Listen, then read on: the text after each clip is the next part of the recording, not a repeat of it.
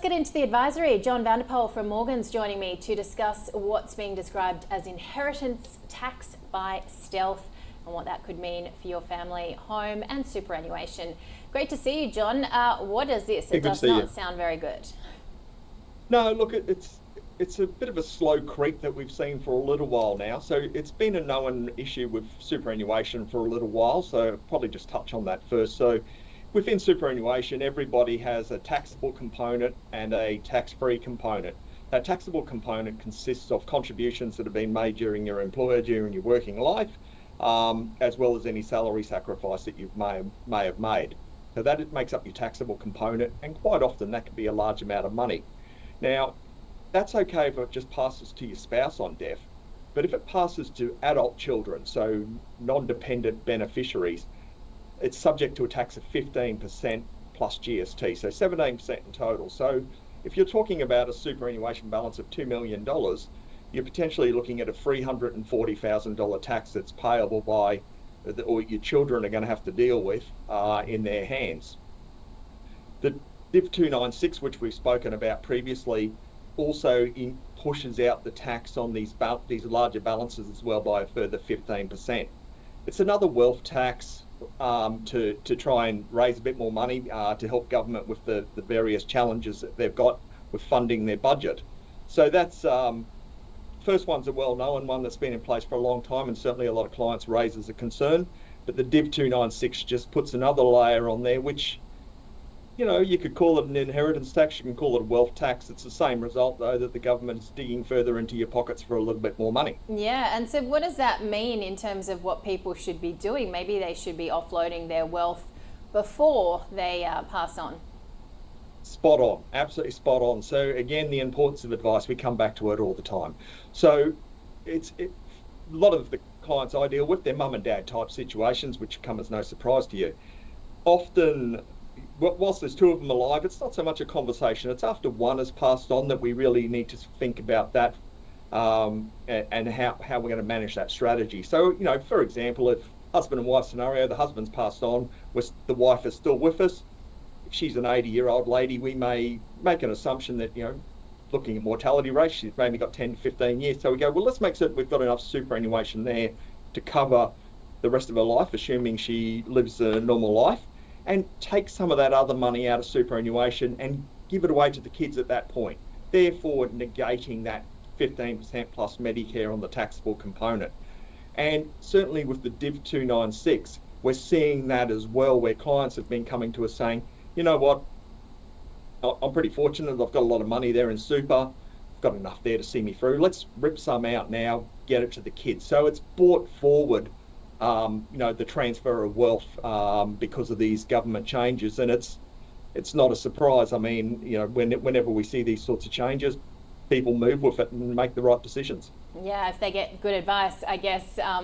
John, let's talk though as well, because I know that you're quite across what's happening in the market. I keep coming back to this comment, but I think it was just so great. Jason Todd from 10Cap saying to me yesterday, in this reporting season, you either deliver or you die. And it certainly seems that is what we are seeing. Some of these stocks getting absolutely whacked, some being very, you know, well rewarded. CBA, ANZ, the banks just, you know, batting it out of the ballpark. Oh, absolutely. The CBA result was an absolute ripper. I mean, I was shocked with the quality of the results. But then when you read through it, you go, why am I so surprised? So what happened with CBA there was they delivered volume growth that they haven't delivered since 2008. You know, just let that wash over you. It's a long time since they delivered that sort of number. And it came from it's happened for a couple of reasons.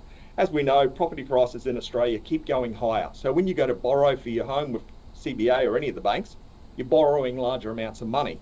But interestingly, CBA has actually stepped it up in the business lending, which has been a really quiet space for CBA and the Big Four collectively for some time.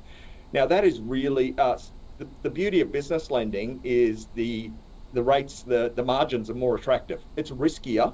But certainly the margins are more attractive. So that really came through strongly in the CBA numbers.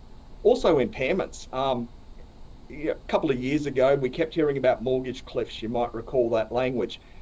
hasn't happened. It just shows again the tenacity of Australians to hang on to their house. They'll make other sacrifices, but make certain they keep those mortgage payments up.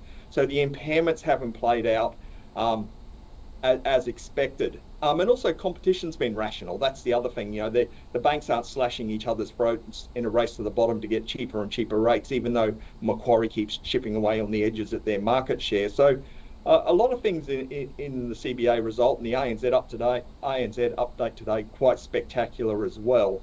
But I just caution on CBA. Whilst I believe they can grow earnings per share, I don't think we're going to see the uptick in dividends. With the demise of hybrids, which I know you speak about regularly, from 2032, the banks need other funding sources, so they're going to have to do that from the balance sheet versus the hybrids as they had in the past. Yeah, although I spoke to Matt Common yesterday, John, and he said, look, we always lift our dividends stronger in the second half than the first half, so we'll see. But on the downside, I mean, that whack from CSL was quite extraordinary. When you look at wealth creation, which you do you look at days like yesterday with CSL and go, okay, well, that's a time to buy this stock and look out sort of 5 years down the track, or what do you think when you see something like that? Yeah, interesting. So I've been a bit of a bear on CSL for some time, and going into the August result last year, I was a seller. 260, 270, I was happy to advise clients to exit. My reason for that was I feel that they're an ex-growth business. I think they're still a very high quality business, and I don't think that there is anything structurally wrong with the company. But execution is just been terrible now for the best part of 12 to 18 months, and that's the thing that has really bothered me. There's been a few management changes.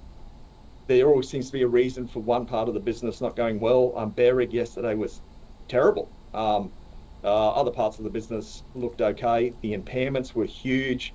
They really need a lot to go right in the second half of FY26 to deliver. And I'm happy to sit on the sidelines. So answering your question, was I on the phone to my clients yesterday saying buy CSL? Certainly not.